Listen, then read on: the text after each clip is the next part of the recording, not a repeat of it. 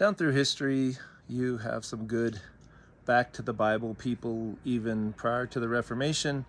And one good example of this, in some respects, would be St. Francis of Assisi.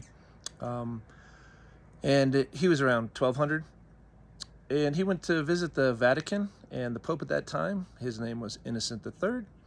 And they were tootling around the Vatican, and Pope was kind of proud of all the opulence and the gold and the real estate and the buildings. And he turned to St. Francis, making reference to Acts chapter 3.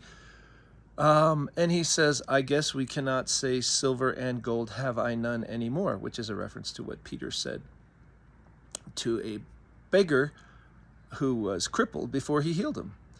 So the Pope says, we can't say silver and gold have I none anymore because Peter had none, the leader of the original 12 apostles.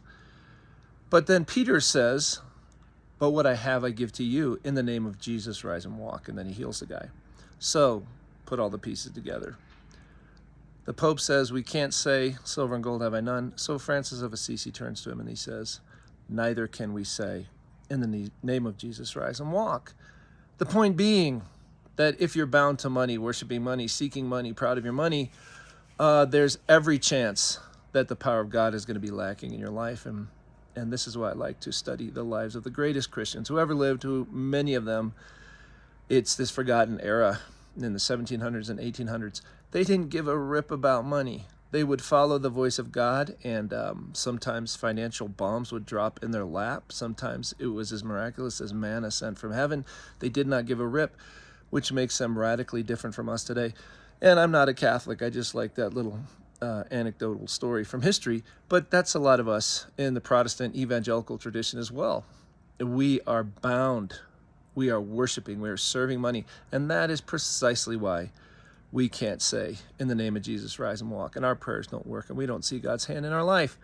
We have to be following God, following his voice, listening, going where he tells us to go, trusting in his promises for provision, not clinging on to our wealth, our financial security. Paul says, people longing for money, Christians, have wandered away from the faith, pierced themselves with many a pang. The love of money is the root of all kinds of evil. And so anyway, just a thought for you today. Break free from the love of money. Learn to listen to the voice of God.